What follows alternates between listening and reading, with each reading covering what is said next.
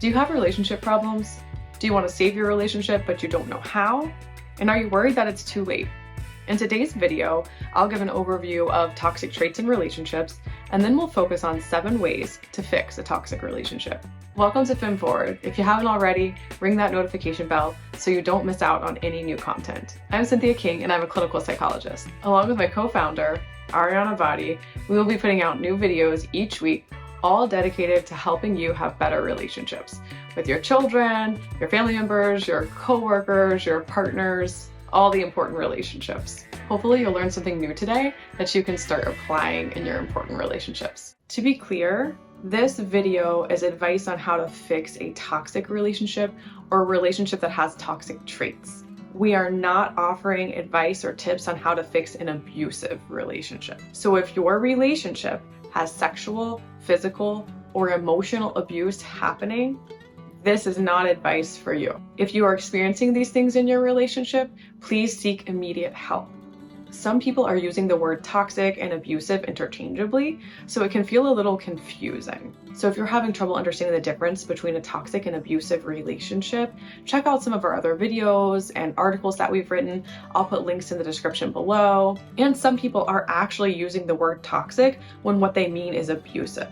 So you'll have to sort of figure out through reading and other resources as to whether you're using the word toxic appropriately or whether you should actually be using the word abusive to describe your situation. Toxic relationships are occurring when people are stuck in unhealthy and ineffective patterns of relating to one another. So some typical toxic traits you might see in relationships are stonewalling, gaslighting, defensiveness, dishonesty, yelling, name calling, putting one another through love tests. And that's just to name a few. We have a whole video on what is toxic and toxic traits, and I will put the link in the video description below, as well as the link to our article on the subject. So let's dive into how to actually fix a toxic relationship. I really believe toxic relationships can be healed, but it takes a lot of time and dedication to the process, so this is not easy. If you're looking for easy, you probably will not be able to heal your toxic relationship. But if you're up for a challenge, it can be done. So let's talk a little bit about how to do that. First, this is very therapist thing to say, but first is awareness of you and your partner's toxic traits. We really can't make intentional change without awareness of what's already happening. I mentioned earlier that we have some videos on what toxic traits are, and we have a whole slew of toxic videos. I encourage you to read our articles. All those links will be in the video description. But let's start here and now by doing a little self-reflection exercise so you can gain insight into how you might be behaving in the relationship. You might want to start by asking yourself, why have my relationships ended in the past? What are some common complaints or feedback that my past partners have given me? Or what gets in the way of me communicating well in relationships? Do my emotions get too high and then I yell? Or do I shut down and stop talking because I don't know what else to do? We highly recommend you guys start off by taking our toxic trait test. This will really give you a feel for how many traits each of you guys have and how intense the problem is. So it really brings awareness to the forefront. We can't change what we do not see. Tip number 2, understand the why of how you found yourself in a toxic relationship. So again, this is kind of an advanced form of that awareness building phase. So for most folks who have toxic patterns, toxic traits, they either grew up with childhood trauma or they just grew up in homes that didn't have very good modeling about how to relate to one another. Human beings are made, not born. So healthy communication has to actually be taught to us. And for a lot of us, that wasn't actually taught in our homes. And maybe for some folks, the very opposite was taught, right? They saw a lot of yelling, screaming, name calling, silent treatment. And so they learned okay, this is the way that I'm supposed to communicate in a relationship. But unfortunately, that's actually a really ineffective way to be in a relationship.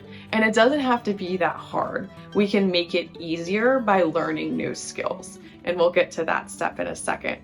But let's take a step back and let's self-reflect again so that we can really get some awareness about what we saw growing up and why we might be behaving this way in our relationships. When your caregiver was upset, how did you know? How did your caregiver express positive feelings? How did your caregiver express unpleasant feelings? How did your caregiver handle conflict with other adults in the home? How did your caregiver handle conflict with you? What were some acceptable ways for you to get your feelings out growing up? So for some of us, this might bring up a lot of really painful stuff, actually. It might be that the only way we knew our caregivers were upset with us is through explosive yelling and screaming and name calling. It might have been that they just stopped talking to us. And maybe that was for hours, maybe it was for days. And it might have been that it was just never spoken about. You could just feel this awful tension and you were expected to just act normal during this time period. And for other folks, maybe it's not so painful. Maybe you had a mixed bag, right? Of your caregiver coming to you and expressing how they felt, and then you got to express how you felt. And then maybe sometimes there was screaming and name calling, right? So for a lot of folks, there's going to be a mixed bag. For folks who come from homes where childhood trauma was a big part of how they grew up, a lot of times we see more unhealthy communication and behaviors than anything else.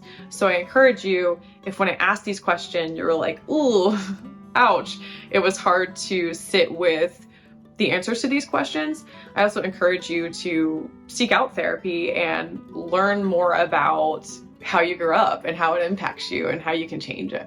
So third is making sure that you are both motivated to actually heal the relationship. And I know it sounds really obvious, but it actually happens a lot where couples will come into my office for therapy and I can tell that one of them just doesn't even have a horse in the race. And they are really not interested or willing to do the work, right? And so it's important that you guys sit down and really assess the level of motivation to change. And it doesn't have to be perfectly 50-50. It can be 70-30. Let's know what we're dealing with. And I want you guys to both name that you're interested in getting better. And now if you aren't, let's say that motivation is lower for one partner versus another. It's important to understand why that's true, right? Because we want to assume, especially when we have toxic ways of communicating, we might assume, oh, they don't love me, I'm not important to them, like this is why we're having so many problems, they don't even want to be here. Rarely is a lack of motivation due to somebody not loving another person or somebody not being important. A lot of times it has to do with the partner feels hopeless that it will work, that they'll learn and work on all these things and it won't help anyways. So get under what's behind the lack of motivation and then decide if that can be remedied. And if it can, that's awesome. That's super hopeful. We can move on to step 4. So step 4 is learn how to communicate better. Good communication is the backbone to healthy relationships. And we could do a whole series on communication. And we probably will at some point. So for the purposes of today, I'll just focus on 4 important ways to change your communication. But trust me when I say we need a whole lot more than this. These are just some good starting places for you guys. The 4 I'll touch on today is being a good listener, using I statements, using softened startups, and focusing on one thing at a time when you're in a conflict. Listening is the backbone of good communication. And you might think like, this is ridiculous. So like, of course I'm listening. But I have to tell you, most people do not listen well, and they don't even know how to listen well. Because listening requires you to put your agenda on hold and to be really curious about what the other person is saying. So I know you've done it because I've done it. You're talking to your partner, things are getting heated, and you are formulating your defense for what you're gonna say next. And you're not really hearing what the other person is saying. It's actually hard to calm our bodies down, to step back, and to really hear what the other person is saying. But I'm telling you, if you can do this, you will get so much more information from your partner and you'll develop so much more understanding, right? And that's really important. So being a good listener really involves good eye contact, removing distractions, right? Having an open posture. Nobody wants to talk to you if you're sitting like this. That doesn't foster good conversation. An open posture does. It says, hey, I'm here for you. I'm ready to hear what you have to say. I'm interested. Another important feature is do our facial expressions match what they're saying? So if they're telling us something that's a huge bummer and we're over there smiling, we're clearly not listening, right? So these are some cues that are both physical and verbal that we're giving them, that we're following along. So some verbal cues are, oh my gosh, that sounds terrible, or like, oh, tell me more, right? So we're also asking good questions and making statements, all aimed at them talking even more and giving us a deeper understanding of what they're trying to communicate to us. So it's important to be aware of some telltale signs that we might not be listening well. One of which is when people stop talking, or they start giving us one-word answers, or they start to look really emotionally shut down. Could be about something else, but it could also be that they're not feeling attended or listened to well. A more obvious one is what we mentioned earlier about you formulating what you're going to say while they're talking. That's a sign you're not listening well. Another sign you're not listening well is that you have a distracting environment. So it could be that you're picking up your phone when it's dinging, you have the TV on, and you find your eyes going over there.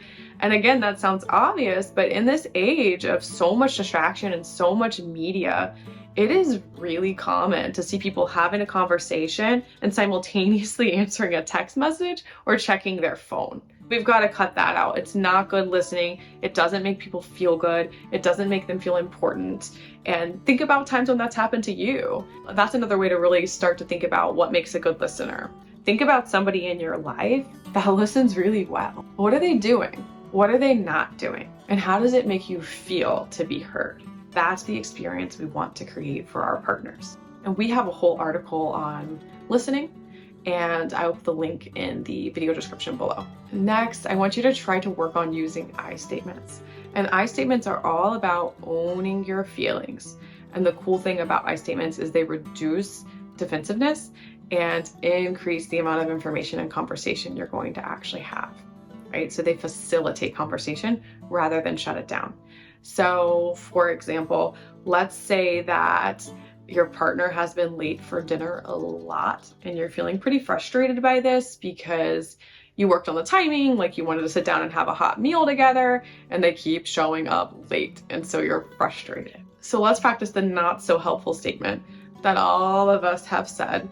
And that might sound something like, you're always late for dinner, you don't care that I cook for you, like, I don't even know why I try, okay? Feelings are all valid, right? You're frustrated, you're irritated, like, you're over it. Feelings are valid, but the words are not effective. You're not gonna get what you need by communicating that way. So let's try it another way. I've noticed that you've been late for dinner several times this week. I feel really frustrated when you're late because I work really hard to get dinner on the table that's hot and we can enjoy it together. I'd really appreciate it if you'd work on getting home on time or communicating to me ahead of time if you're going to be late. So the first statement attacks character.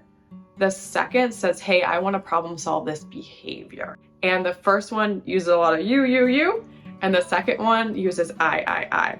I feel this, I feel that, I need this, right? So it reduces defensiveness. And in order to really say an I statement, you need to know how you're feeling, because the general format is I feel blank when you do blank, right? So if you have trouble identifying your feelings, you might find I statements challenging. In some ways, it's kind of good if you have trouble identifying your feelings because it makes you pause and slow down and think about what you're gonna say, right? Instead of just reacting and coming out with the first thing you wanna say. Rarely is that good when we're heated. You might actually see it as a benefit if you have trouble identifying your feelings. You have to stop, pause, think about, okay, what am I actually feeling? And then spit it out. There's also a ton of cool emotion charts out there and feeling wheels if you just need a little practice. And I'll show you what one of those looks like up here on the screen. And you can Google them, they're plentiful.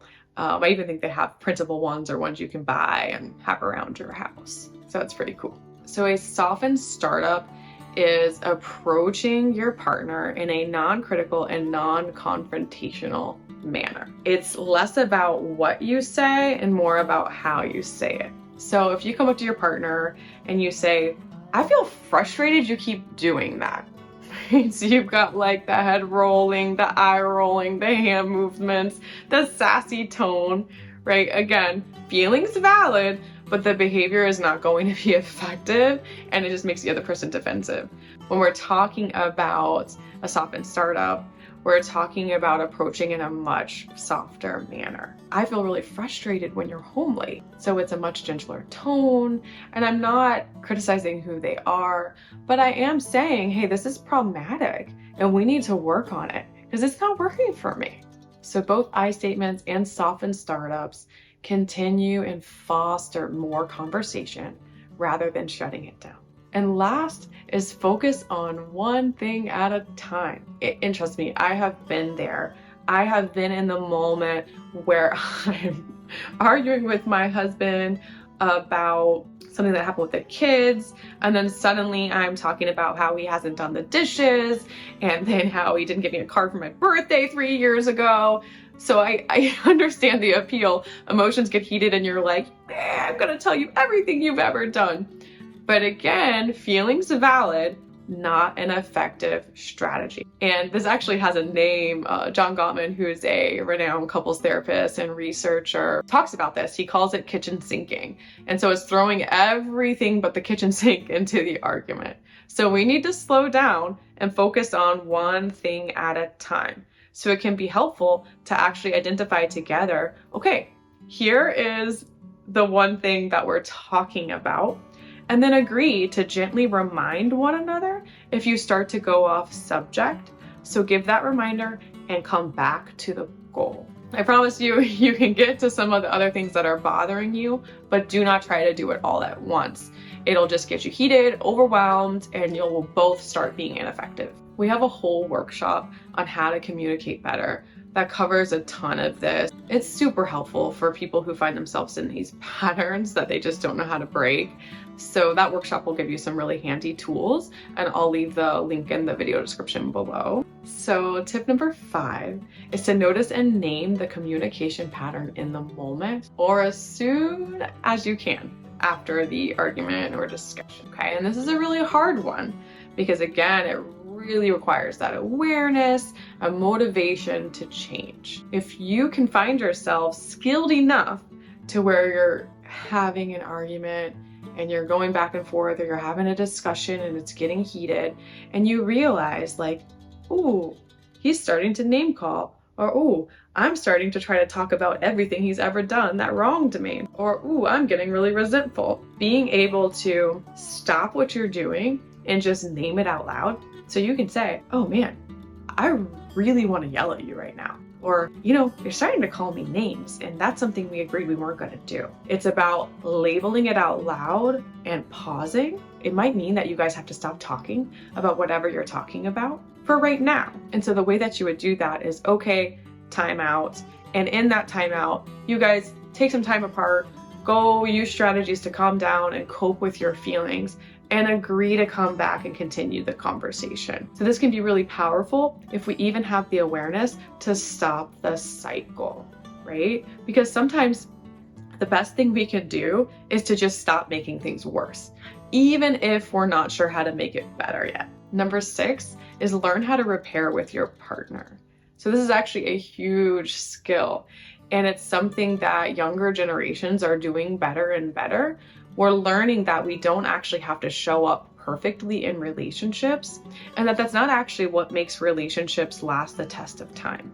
It's the ability to come back together and repair whatever rupture occurred, right? Because none of us are perfect people, and we need to own and admit that to one another. So a repair could be an apology. It could be coming up and giving your partner a hug or holding their hand.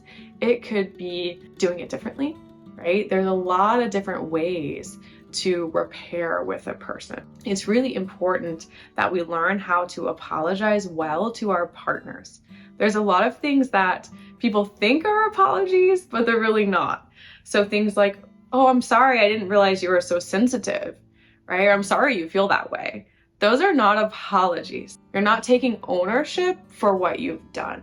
You're still putting it on the other person. So we need to practice apologies that sound more like, hey, I'm really sorry that I hurt you with the words that I chose. I'm going to work on being more intentional with how I talk with you. What can I do right now to help?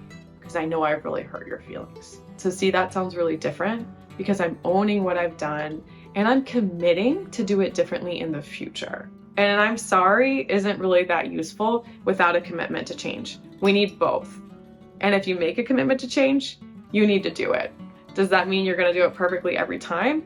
No, but it means you're striving for that.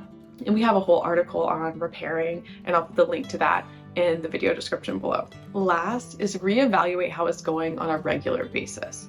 So have conversations with one another about where are we still struggling? Where have you seen me improve? Share where you've seen them improve, right? So there needs to be regular discussions about, are we moving forward? Are we making progress? And another part of this is, if you realize that you're not making progress, even though you're doing all the things, be willing to respect one another enough to walk away from the relationship. Love isn't enough to keep a relationship together.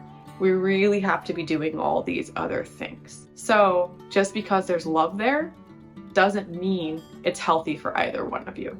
So know when to throw in the towel. Knowing when to walk away is just as important as knowing when to stay. Thank you so much for joining us today. And we have a whole series on toxic relationships. So if you enjoyed this one, ring that notification bell so you don't miss any videos from us. Thanks so much and I hope you have a great day.